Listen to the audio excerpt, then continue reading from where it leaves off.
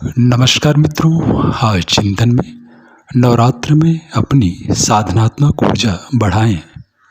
नवरात्र पर्व को ऋतु संध्या मुहूर्त विज्ञान की दृष्टि से ही नहीं, विशिष्ट साधना पद्धति के कारण भी महत्वपूर्ण माना गया है। नवयुग सृजन की प्रेरणाओं को क्रियान्वित करने तथा उस दिशा में कदम बढ़ाने का यही शुभ मुहूर्त है।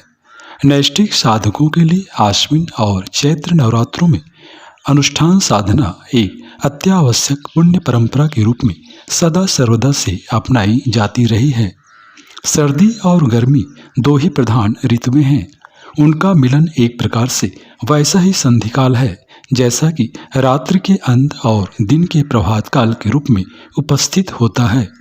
इन दिनों युग संधि चल रही है, अतएव जागृत आत्माओं को आपातकालीन व्यवस्था की तरह युग धर्म के निर्वाह में जुड़ जाना चाहिए।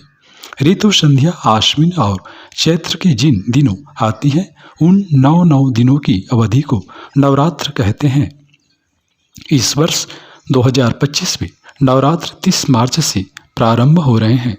ऋतुओं में चैत्र ऋतुमती होने और वातावरण में नए नए अनुदान भर देने का दृश्य सूक्ष्म जगत में इन्हीं दिनों दृष्टिगोचर होता है। कई ऐसे विशेष कारण होते हैं जिनके कारण मध्यात्म क्षेत्र में साधना प्रयोजनों के लिए यह समय विशेष रूप से उपयुक्त माना गया है। जैसे प्रभात काल की संध्या अधिक फल देने वाली मानी जाती है, उसी प्रकार नवरात्र साधकों की साधना के लिए विशेष महत्व रखता है। तब साधना के रूप में नवरात्रों में 24,000 जप के गायत्री अनुष्ठान करने होते हैं। यह अनिवार्यता इसलिए रखी गई है कि इन 9 दिनों के साधना सत्रों में वे सभी प्रयोजन पूरे होते हैं जो जनमानस के परिष्कार एवं सत्प्रवृत्ति संवर्धन की उभय पक्षी युग चेतना को अग्रगामी बनाने के लिए नितांत आवश्यक है। वस्तुतः नवरात्र महातप का महापर्व है और तप है शक्ति का संचय तथा इसका विशिष्ट सदुपयोग। इन दोनों के संयोग के बिना तप की प्रक्रिया पूरी नहीं होती। अर्जित शक्ति का सदुपयोग होना भी आवश्यक है। यह सदुपयोग अपनी वृत्तियों के परिष्कार में भी हो सकता है तथा किसी श्रेष्ठ कार्य में भी नियोजित हो सकता है। इससे हम अपने कषाय कल्मशों का परिमार्जन कर सकते हैं। श्रेष्ठ कर्म से मन निर्मल होता है और साधना की ओर मन उन्मुख होता है। शक्ति का सदुपयोग शक्ति का दान है। निष्प्राण में प्राण संचार है। सदुपयोग है जो कुछ हमारे पास है उसके कण कण का श्रेष्ठता में नियोजन नवरात्र काल में अर्जित तप शक्ति का हमें सुनियोजन करना आना चाहिए। व्यवहारिक रूप से यह सत्कर्म द्वारा सत्प्रति संवर्धन के रूप में किया जा सकता है। अच्छा विचार करें और उस विचार को व्यवहार में उतारें। इस प्रकार तप है सत्कर्म के द्वारा सत्प्रति का विकास। नवरात्र के 9 दिनों में शक्ति का अर्जन करने के लिए ऐसा ही तप करने की आवश्यकता है। तप का प्रथम चरण है क्षरण को रोकना अर्थात संयम की महासाधना। दूसरा है मनोयोग पूर्वक उपार्जन और तीसरे चरण में श्रेष्ठता की दिशा में उसकी सदुपयोग करना। शक्ति की बर्बादी अपनी बुरी आदतों के कारण ही होती है।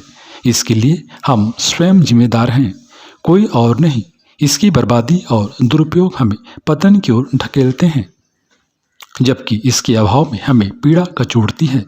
हमारी कच्ची वृत्ति शक्ति को रोक नहीं पाती है और जो है उसका सदुपयोग कर पतन के कुचक्र में फंसाती रहती है, या हम शक्ति शून्य होते जाते हैं।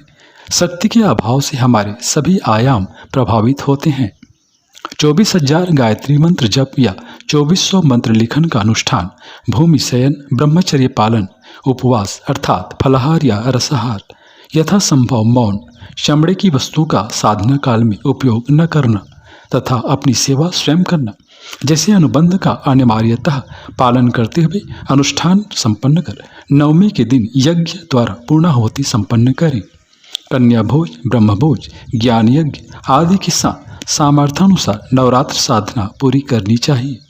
30 माला गायत्री मंत्र नित्य जप करें या 300 बार गायत्री मंत्र नित्य लिखेंगे तो 8 दिन में अनुष्ठान के लिए निर्धारित संख्या पूरी हो जाएगी। नवरात्र काल में सारे ब्रह्मांड में साधना हेतु आत्मिक प्रगति के लिए अनुकूल वातावरण रहता है। शेष दिनों तो तीर्थ स्थानों में अनुकूलता से भरा पूरा सकारात्मक ऊर्जा का वातावरण साधकों के लिए होता ही है। जहाँ नित्य यज्ञ और जप होता है वह स्थल देव शक्तियों की सूक्ष्म उपस्थिति में जीवन तीर्थ बना रहता है। नवरात्र के दिनों ही हमारे शरीर में स्थित चक्रों की प्रसुप्ति शक्ति जागृत होकर साधक को यथासंभव सही मार्ग पर चलने की शक्ति प्रदान करती है। गुरु सत्ता का सूक्ष्म संरक्षण साधना काल में बना रहेगा। अवसर न चूके, घर घर साधना हो, हर घर में गायत्री महामंत्र की पावन गूंज से वातावरण की दिव्यता बढ़ाएं। गायत्री मंत्र में समस्त देव शक्तियां समाहित हैं। सभी परिजनों, साधकों एवं साधिकाओं के लिए यह नवरात्र आत्मोन्नति कारक हो। मित्रों, अनुष्ठान के ब्रह्मभोज स्वरूप युग साहित्य एवं युग निर्माण मिशन की सभी पत्रिकाओं को हर विचारशीलों तक पहुंचाना तथा स्वाध्याय के लिए प्रेरित करना हर परिजन अपना अनिवार्य दायित्व माने।